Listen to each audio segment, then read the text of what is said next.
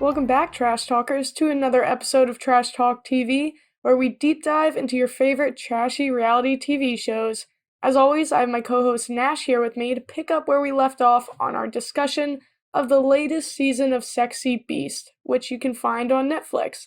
Nash, the show is based on the idea that everything goes, or everyone I should say, goes for looks first. Do you think that's true? I think it is. Or rather, I feel like there are some things, some looks that are just like definite no's for people. You know what I mean? Whereas I think some people are entirely conceited in that way where they're just doing looks. But I think I feel like the most people are just like, they're not looking for the hottest person on earth. They're just like, okay, they have to have very white teeth or like certain kind, they don't like one type of style, and so that's something they don't like. You know what I mean? Do I sound like a crazy person? No, you mean like everyone has their deal breakers? Yeah, I guess that's But probably be the most physically. logical way to put it. Yeah, like I feel like that's probably the biggest appearance conundrum with people. I get what you're saying. I think you explained most of it very, very well. The point where I diverge a little bit is I also kind of want to add I don't think someone has to be super attracted to another person off the bat. I think they at least have to be like, okay, this person's tolerable. And then maybe as they get to know each other, the attraction grows a little bit. Mean, but okay. Well, I mean, I feel like that's the most realistic thing. All right, I'm gonna go cry in a corner right I'm quick. not saying it's coming from personal experience. I'm just saying I think that's really valid. Like, I think baseline attraction is good, and, there has to be that one thing that you're really into, but I feel like, especially now, and I might even go so far to say as more so women than men are willing to be like, okay, this is a baseline attraction I have to this person. It could get bigger, it could get smaller. We're prepared for whatever that Trump quote is that's all over TikTok. I feel like women do tend to be more like, okay, he's not the hottest guy I've ever been with, but he's definitely the smartest or the funniest or, and then their attraction for them grows from that point. And I think they've actually done studies on what men and women go for first, if I'm remembering it correctly. From this one time, I might have come across an article online that's, coming to mind right now, but BuzzFeed doesn't count as an article online. then I take back what I said. But you know what I'm saying? Like, I feel like men are more likely to look for physical attraction to someone first Yeah, than the women. And without giving too much away, I feel like we're definitely seeing that within this show. yeah. I think I'd agree with that. I feel like men are more picky in that regard. And more arrogant, despite the fact that none of us know what any of these people look like off the bat. The women are like, I really hope that Oh, in these the guys show, are great. yeah. Yeah, back to the show. The men seem to be like, oh, well, I'm super hot and I usually get all these girls, so she'll be lucky if she gets me. And the girls are just like, I hope he's nice. Like, you Yeah, know? like it definitely feels like a lot of projecting where it's sort of they want that, so they have to be that, even though that's not the case. Yeah. I mean, another thing I want to kind of ask you now that we've gotten a little bit into the content of the episode without giving anything away, how do you think episode 3 and 4 compare to episodes 1 and 2, which we reviewed last week? Um, I'd have to say I really liked these episodes more, although I'm gonna have to probably preface that with I probably wouldn't have liked them as much if they were the first episodes, but because I feel like these people acted like a lot more like people and like a less like it was like a show. You know what I mean? Whereas like that first guy that got voted off. He was like, yeah, we just didn't click. I'm kind of happy she was asking a lot of me and I didn't want to do that, so I'm glad I left. Like that type of thing, you know? It's realistic. Yeah, like that seemed more like oh, I didn't win. I'm so sad. It's like, or maybe the time you spent, you realize that's not the person for you. Yeah. I definitely feel like what also makes this show different than others aside from the obvious is I feel like there's no matchmaking making taken into consideration with the pairs. Like, I don't know what types of questions are being asked. Maybe it's very minimal. You know, I guess what we're used to if we're comparing it to The Bachelor or Bachelorette, where a lot of the contestants are kind of tailored for that person. This seems like they got a lot of applications and just randomized it from there. Maybe picked out a few people that would make really good leads and then kind of guessed from that. But I felt like for the most part, this is super random who's getting matched up. I kind of get that too. Like, it kind of feels like some people just, it's like, why would that person even, like, what makes you think that would be good? Yeah, some people, especially in this episode, and we'll get into that, just seem like there's no spark, no connection, and that's super, super clear right off the bat. Yeah. So it seems like that's just a disappointment for everyone involved because that's a whole day of your time just wasted in stupid makeup. Yeah. But I guess it kind of proves the point of the show. Damn, maybe that's their whole point of putting those people in there. So we acknowledge, whoa, they could actually identify the type of people that they wanted by talking to them. Versus someone that they're just physically attracted to. Whoa. All That right. just got deep. So meta. We've cracked the code. We beat the game. Episode over. Thank you for tuning in. Checks in the mail, ladies and gentlemen. We're done. All right. So, as a quick reminder before we get too much into the content of the episode, Sexy Beast is essentially where singles are competing for one another's hearts while wearing about 4 tons of costume makeup. Some of it is very, very good, some of it not so much. They're not allowed to reveal their true faces until they're either kicked off or chosen as the winner by the Bachelor or Bachelorette per each episode. With that, let's get into episode 3 and 4 of season 1 of Sexy Beast. If you haven't watched it yet, this is your official spoiler warning. Don't get used to those. We're only doing them because the show is on Netflix and not on broadcast TV. So, episode 3. Start with our lucky bachelorette for this episode, which is Carousel. Carousel is dressed as a panda, and she comes into this really hoping to not only find someone that she clicks with, but she thinks she is genuinely on The Bachelorette because she thinks that this person is going to be her husband. Nash, right off the bat, I know you had some pretty strong feelings about Carousel. What did you think? Didn't like her. I didn't like her. She was like, I don't have a problem with high energy people. I have a problem with like spastic or like hyper people where it's like they don't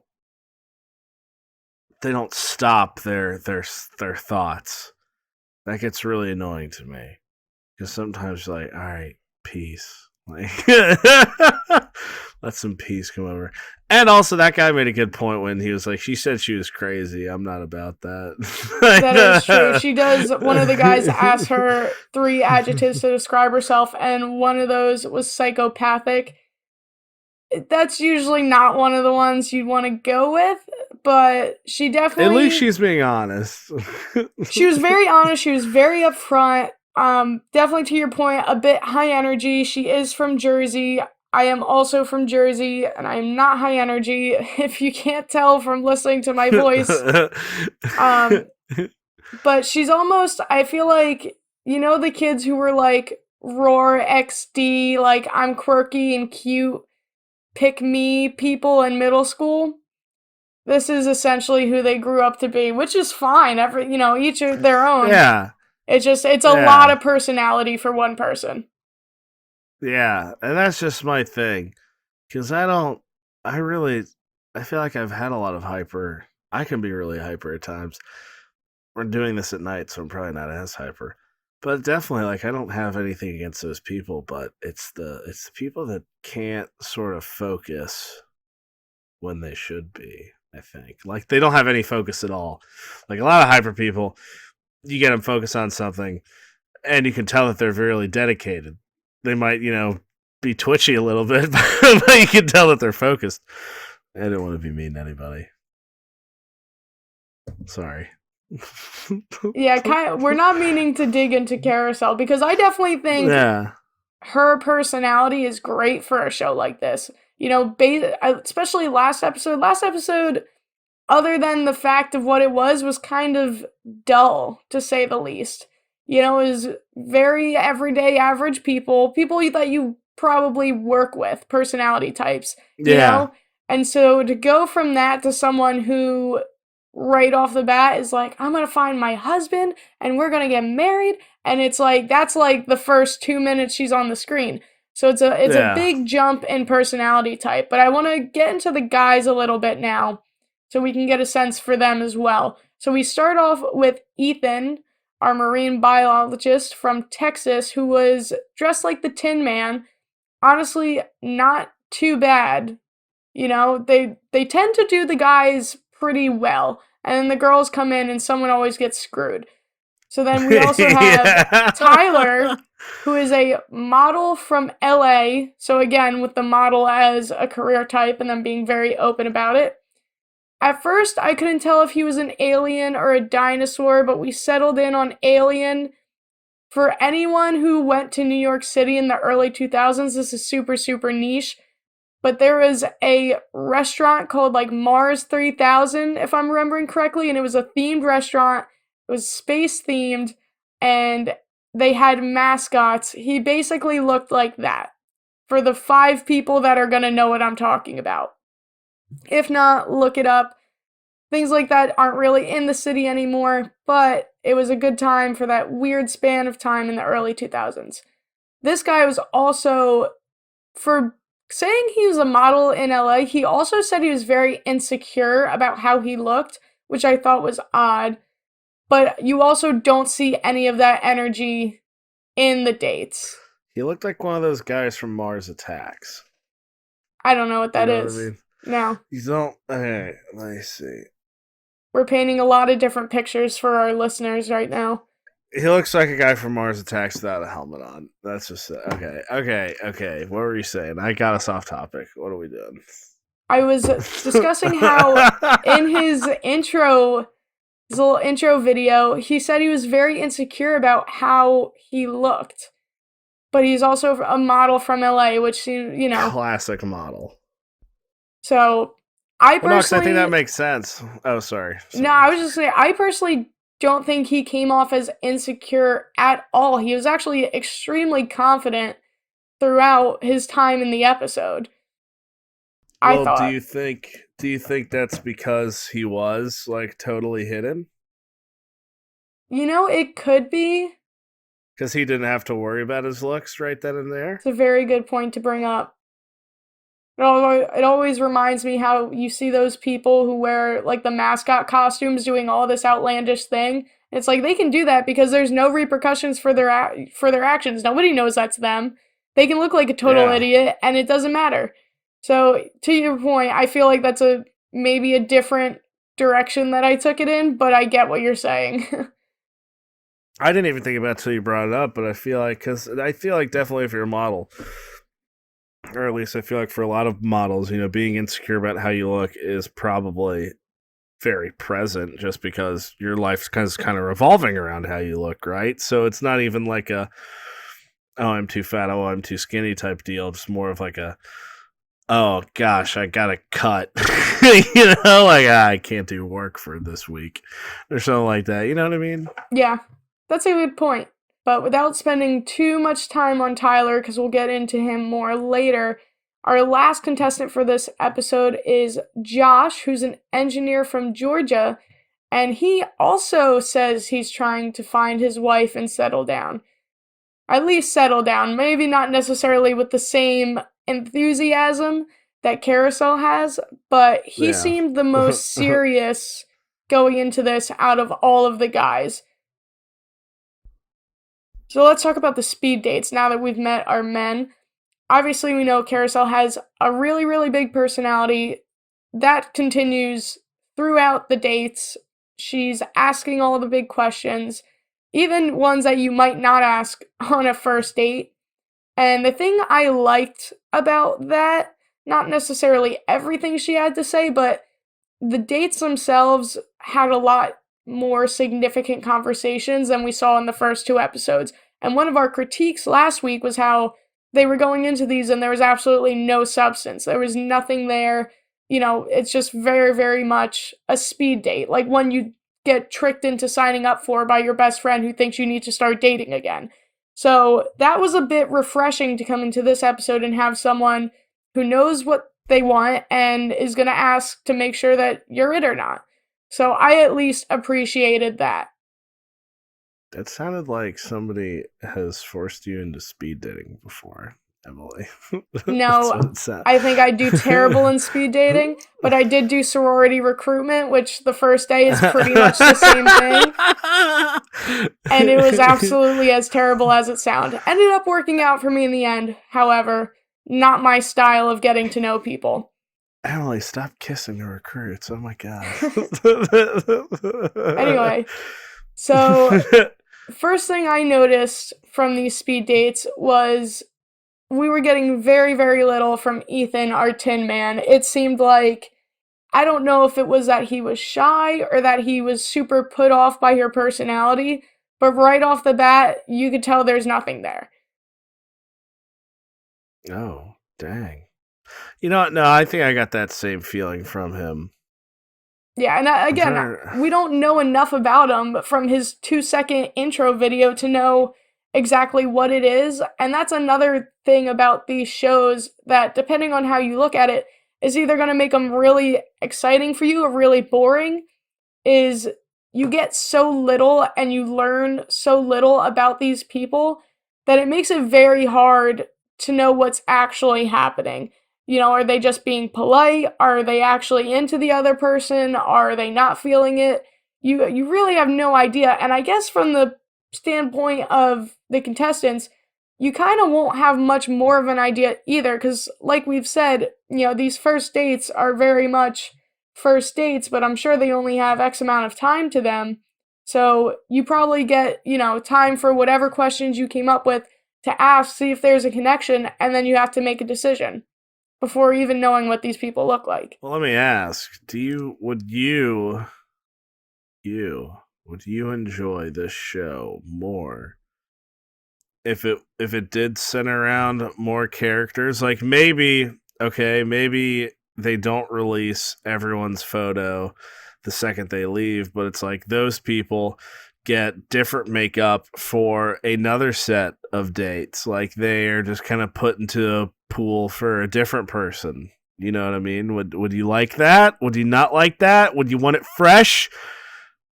Or would you want the leftovers? Okay, I don't know what that's supposed to mean, but I actually have been thinking about this a little bit because I've been thinking, you know, what would make this show a little more substantive and a little more interesting? And I didn't think about your idea, where it's the same person maybe going on rounds of dates with different people and kind of figuring out from there. What I thought would be really funny is if it was a Bachelor in Paradise style dating competition where all these singles are made to look absolutely ridiculous and then sent to like a beach for the week. And they just date around amongst the whole group and just see who they have a connection with. And the reason I feel like that could be, it would either be really boring or really funny, because one of the things in The Bachelor or Bachelor in Paradise, I should specify, that happens a lot that causes drama is people steal other people's dates. And then they just kind of have to, you know, deal with that and accept that. And I feel like, what would that look like in an area or an atmosphere where all the relationships forming are solely based on a connection and not by physical looks. Because one thing I have against Bachelor in Paradise, I guess, is, or any of the shows that, take place in tropical areas, is that the people competing are always in a bikini or a swim trunks. And it's like, yeah, you're probably gonna form a connection with the guy with 6 pack abs right next to you and a great beard. Like, yeah, why wouldn't you be into him? Even if you don't actually like him, if he's the most of your type that's in the area, you're gonna go towards that person. So then on The Bachelor, when somebody swoops in because they're like, oh, he's exactly my type, I had to go for it, it's like, what would that look like in a setting where you don't know what people actually look like? How would that change the dynamic? So that's kind of what I was thinking about, but I definitely feel like the contestants, we just don't get enough time with them to care. Yeah. Like, yeah. It could go either way, and I don't think I'd really have too many feelings towards it. But if you get to know the people and you give them a little bit of backstory and there's a little bit of love triangles happening, past knowing someone for 24 hours, that could be a lot more interesting. But at the same time, then I guess you're kind of getting into like the Love is Blind type of show where everyone's dating the same people, but nobody knows who anyone looks like. This is just a little different because you do have the chance to form a physical connection if you're willing. But I'm not gonna lie, I do judge everyone a little bit for being willing, because it's just, if you gotta move beaver teeth out of your way to kiss somebody, at that point I just don't know that it's worth it. That's weird. It's definitely weird. Gosh, somebody get you a job at Netflix. You just went in on that. But I think I kind of agree, or at least I think that if we saw all of those dates, or if they were longer, we probably would care more. Like, I think the speed dates is a great spot because those can be pretty funny and pretty telling. Just because it's like, this is what this person has decided to talk about. This is what they find important here in this whole process. We should probably move on, though. Yeah, let's continue on, because we're still on speed dates. So she had the day with Ethan. Like me and Nash said, we don't think it really went anywhere, but the other 2 dates she seemed to be having a pretty good time, which when we get to the point where she has to choose who to leave, she does choose for Ethan to leave, which I think comes as no surprise. However, he was kind of a jerk about it. He like hopped up and was hooting and hollering and like high-fiving the other guys, and it's like, that's just blatantly rude. Like, I don't care if inside you were happy because you felt no connection. To go on TV and to show that kind of happiness by not getting chosen to date someone, like, we get it. Like, you need to make other people feel small to feel big. That's all I needed to know about you. That's how I took it. Definitely like a sore loser behavior. Yeah. At the minimum. Where it's just like, okay, dude, just leave. You didn't win. You're not the real winner. You're not convincing anyone. Like, yeah, it's like, come on, dude. Dumb. This is literally a show where you signed up to look ugly and go on dates. This is not. You're not going to be the next Bachelor, and you're not going to be on Dancing with the Stars after you were the Bachelor. By the way, if anyone didn't know, Matt James is on Dancing with the Stars. So it's like, what did you have to prove in that moment? Yeah, if you were a real catch, would you even be on this show? That's a good point. Also mean to everyone else we've talked about who doesn't deserve the heat, but yeah. I mean, not really, because a lot of them say it. It's like, well, my dating career has led me to be dressed up like this. And it's like, yeah. That is very true. Maybe you're just a fun person. I don't know. Spice it up a little bit. I'm not going to wear the beak. All right, so let's move on to the one-on-ones. So then we're left with Tyler and Josh. So Tyler goes on the first date. They go on an axe-throwing date. Reminder, Tyler's the one that looks like an alien, the model from LA. One thing that they cut in that we didn't see in the last 2 episodes, despite the fact that all these dates happen in very public places, for whatever reason, at the axe throwing date, you could see the people in the background, like, staring at them, wondering what is going on here, which I just found to be a Yeah. very funny little touch. Another thing we see between Carousel and Tyler is that there is a lot of chemistry between them, which I personally was surprised by. I wasn't anticipating that their date was seemingly going to go as well as it did, which is obviously a pleasant surprise, but I just wasn't seeing that coming. Yeah, I didn't think it would go so well. Although I kind of felt it was a bit. No, it went well. I was shocked. Well, you know what it Pleasantly is? surprised. What? Is obviously we've talked about her personality being a big personality. For someone going into this who said they're a very insecure person about their looks, this, that, and the other thing, he's very, very confident. Like, he was matching her level step by step, which I also found very surprising. Yeah, I thought he, all in all, though, seemed kind of like soft spoken in tone. Yeah. You know what I mean? Like, she was more,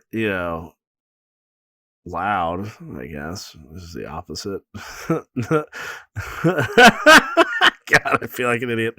But yeah, he seemed like a lot more calm, a lot more collected. And seeing him accept that with how she behaves, because, those seems like such totally different personalities, but really kind of tells you that he has actually thought about, and he's like, that's the kind of person I need.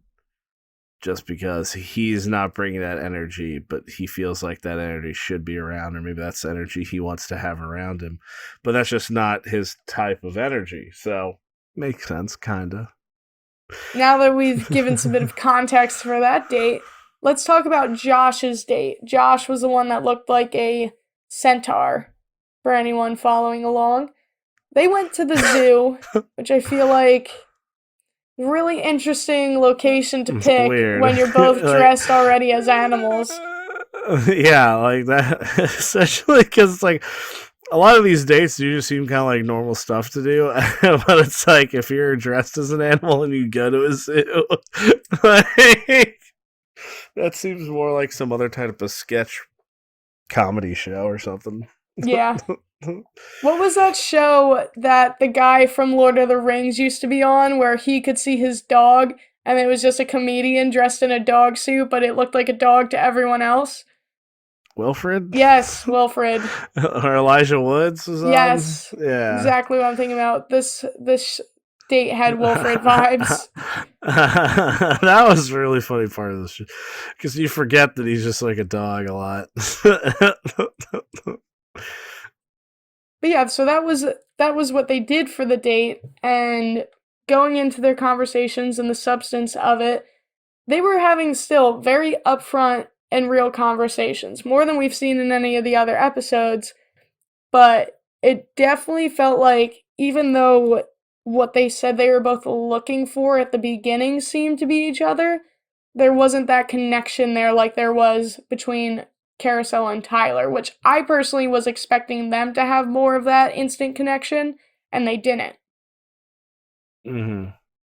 Another thing that I found very interesting and very impressive was that she managed to drink red wine while wearing a panda head. That's impressive, without staining it. I feel like there's got to be an art to maneuvering the world while wearing these masks. Yeah, a lot of those stuff seems so hard to wear. Like, to even eat and drink and stuff, and then, like, almost everything they're doing is eating or drinking at some point. Yeah, that's a good point. That's a really weird thing. It's a normal thing for most dates. It's a really weird thing to base your dates around when half of your contestants are wearing beaks. Yeah, beaks, they have, like, huge noses and stuff. They, like, puff out. It's very inconvenient. Maybe it's a talking point. Who knows? They're the genius television producers, not me. It's something to bond over. Well, now that we've given the rundown of both dates, I'm sure it'll come to no surprise to anyone listening that she did end up choosing Tyler based on the fact that they had a very strong instant connection. I will say props to Tyler as soon as he got chosen as her sexy beast, as it's so amply named. He went to Josh first and shook his hand and was super, super respectful about it. Total opposite of what we saw about 15 minutes before in the episode. But I just found that to be very, very respectful, because a lot of the times what we're seeing is the loser just sits there super awkwardly while the two winners hug and embrace, and the other person's just there in the room. So this becomes a prop. Yeah, literally. So I gotta give points to Tyler for that, because I felt like that was a really adult move. But she does get to see both of their faces at the end of this, and her reaction to seeing Josh, which I feel like comes as no surprise given her personality type, is she actually breaks down into tears a little bit and gives a little spiel about how when she came here, she knew she was going to find love somewhere, but cause heartbreak somewhere else. I felt like that was a bit much, personally, given the fact that this takes place over 3 days, I'd say maximum. But, you know, hey, some of us are just more in tune with our emotions than others. That's funny. A little bit too much. Yeah, he was probably like, okay, goodbye. Alrighty then. Not giving you a follow back on Instagram. Peace out. Yeah, but I mean, I guess it just goes to show you how serious she took it compared to maybe some other people on the show, so she does have that going for her. But now that we know our happy ending for her, let's talk about our next contestant, Ibrahim the Wolf, the dancer from New York. Very, very confident gentleman. Very, very large wolf head. What do we think of him, Nash? I don't know why, but I just felt like the whole time I was watching him, I feel like his personality matched his costume.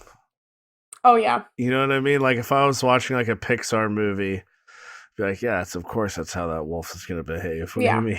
I don't think I could put it into words why I think you're right, except that I do think you're right. Yeah, like, I don't know what it is either.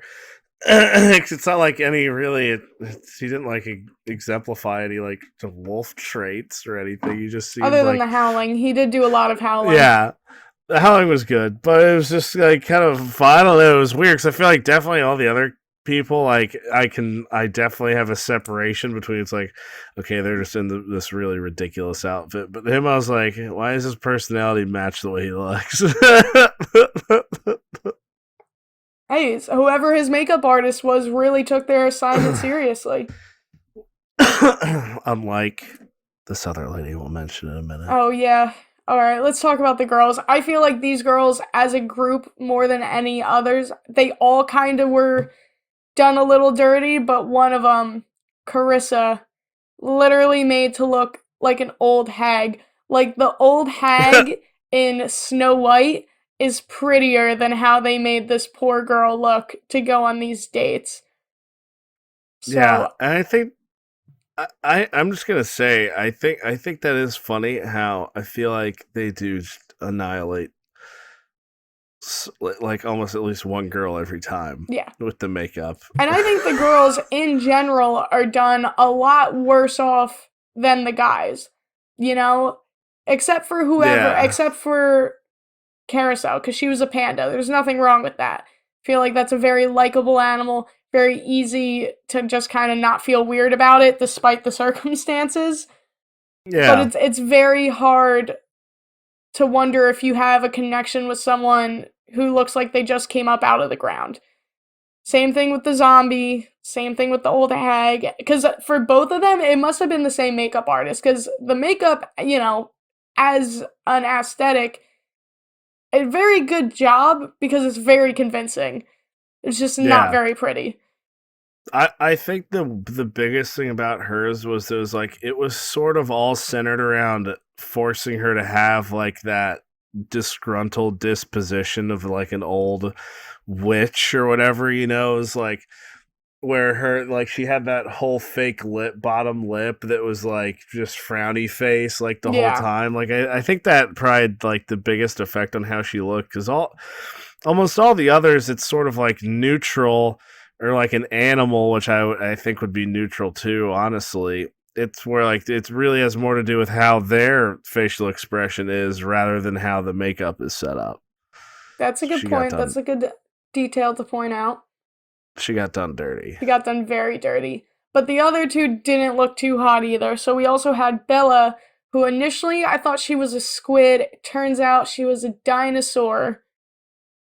So she came feeling pretty good, pretty strong, seemed to be a very down to earth person. We also had Gabby, the vet student. She was dressed like an owl, but as if a kindergartner had an assignment to make an arts and craft of an owl, and that's pretty much what she looked like. Although, favorite thing about Gabby, and something I agree with, is she said if they don't let the dogs in the bed, it's a red flag. Gonna die on that hill with her. I agree. Definitely a red flag to not let your pets sleep in the bed with you. Nash, do you want to give your thoughts about that after my bold statement? I don't know. I've never had a pet. So I don't know. F in the chat for Nash. Thank you. So, no, go ahead.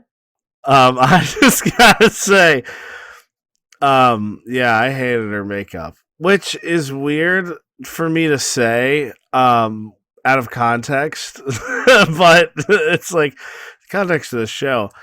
Like honestly, I feel like every other person's makeup I've seen on the show has been like incredible. It's been like crazy how good they are as makeup artists, but hers was just like you said, it looked like a child had to make like a masquerade mask or whatever. Or is it just called a masquerade?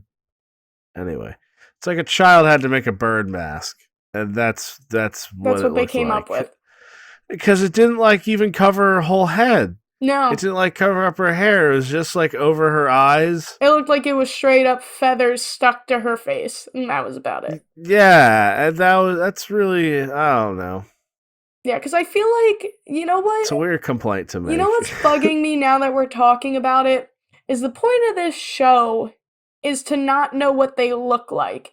But that doesn't mean they have to look gross. Like you said, animals are neutral, and that's fine. Like a lot of the guys, like the Tin Man was very neutral. The rock god looking man from last week's episode, very neutral. Like there's nothing wrong with that. You still don't know what they look like, so it still is within the realms of the show, but like there's no reason to make someone look like a hag or a zombie. Like you're just being mean. I like that though. That's a fun twist. I think it is really weird though how it seems to be more towards the women. Because I wouldn't even say that alien thing looked too bad. It definitely was the worst one, I think, so far for the men, but the worst one for the men Yeah. does not even come close to the worst for the women.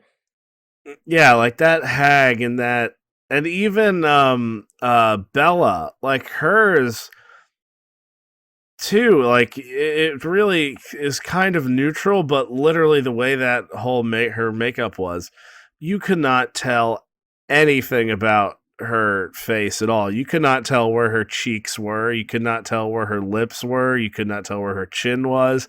Like you got no idea about literally anything about her face. Whereas you get, Gabby's, and it's like, okay, I don't know what your nose up looks like, but But I can, you know what, that's a really good point. I feel like some of the contestants, they're revealed and you're like, oh my god, I totally had no idea that that's how that person was going to look underneath. And then other ones, you're kind of like, yeah, that's kind of what I was expecting. And I feel like Bella is a Yeah. great example where when we do get to see her face, you're like, oh my god, I had no idea that that's what you were going to look like under there. Yeah. Yeah, And it's that's not the even to point. say, yeah, it's not even to say like they're ugly or they're incredible looking. It's just like, wow, that makeup department really did a number on them. That was a crazy reveal. Yeah, like somebody was sitting in the chair for 3 hours, the other one got out in 45 minutes. Like, that's. How do you It's justify like that? it's like they forgot uh it's like they forgot Gabby was going to be on the show, and they're just like, oh crap. Okay, we've got extra. Give me that glue. We got extra feathers over here. Yeah. Like when you get to class and realize you had an assignment due. That's pretty much what that was. But now that we've gone over the girls in depth, let's talk about how the dates went. To your point that you made earlier with Carissa, the old hag, it seemed like she kind of was very just down and not into the date, and a lot of that had to do with the makeup. There also was not a connection between them because he seemed to have pretty quick connections with both Gabby and Bella. Even in the first date, Bella especially. Carissa, there was pretty much nothing there, although they were still giving it their all, which I give them both credit for because it was very clear that there Yeah. was not a connection, but neither of them throughout the date stopped trying to see if there would be one. But unfortunately, Carissa did go home. Again, one of the things we've been talking about throughout these episodes is how much the makeup and how much, especially for the women, their distance from looking feminine affects the outcome. So far, from what we've seen, whoever looks the least feminine during the speed dates so far has gone home. So that's a really interesting theme to continue to see occurring. If it happens in next week's episode, then I feel like that's enough for us to say, yeah, the guys are getting rid of whoever looks the least feminine off the first date. But we Yeah. don't quite know yet. But so far, it's looking like that's what it's going to be. Men are the worst, Yeah, right? hate I them. would never date someone good looking. Anyway, Oh, I'm gonna die. I'm a dead man. yeah, I'd say so a little bit. So continuing on, let's talk about the one-on-ones. First up is Gabby. They go for gin tasting, which I didn't even know that was something you could do, but that looked like just all in all awesome date. They were having a great time. The activity itself was super super interesting, super different. They even got to make their own flavored gin at the end of it, which super super cool. And I feel like a date that is, first of all, it was kind of intimate because they were one on one, like it was just the two of them in a room picking ingredients for their gin. They were having a great time with it. So I feel like that was actually a perfect date. Probably one of the best dates, if I should go so far to say, that we've seen thus far into the show. Oh, sorry, I was writing that down. That was kind of cool. Like making it themselves. I didn't know that was like a type of thing you could do. I feel like you'd have to have supplies and adult supervision, but they managed to do Your it. mom has to sign a permission slip for that one. But yeah, that was definitely a really, really good date. Thought it was going to come really, really close to his date with Bella because they had more of a connection starting off. Nash, do you want to tell us what they did on their date? I feel like you probably had a great time with this one. Was that was this is actually how we met with the nude painting. Emily was trying to make money in college, and I wish. no, so that hey, but anyway, they yeah, some guy walked in disrobed, and then they drew him. I believe it was it with charcoal? It I believe looked it to was a be, yeah. it was a charcoal sketch of the human form, Yeah. let's say. The best. Did he say he was an artist and a dancer, or did he say he was like a I thought he said just a dancer, but you were pretty adamant when we talked before about him being an artist, so I could be wrong. I thought he did. And thinking about it now, that could also mean just about anything, because who knows what kind of art. Even if you Anything can be really art. did say that. So. Oh, okay, all right, easy there, Emily. All right. But yeah. No, but yeah, I mean, yeah, that's a good point. I just expected his thing to be way better. It was good. It wasn't bad, but I just felt like it was underwhelming for an artist, if he was one. Well, I don't think the nude standee would have wanted to hear you say that it was underwhelming. But oh, yeah, Nash being mean again. What else is new? I'm not. I didn't call the man. Never mind. I feel like it's funny, but it's very hard to form an emotional connection to someone when there's a separate naked man standing in front of you.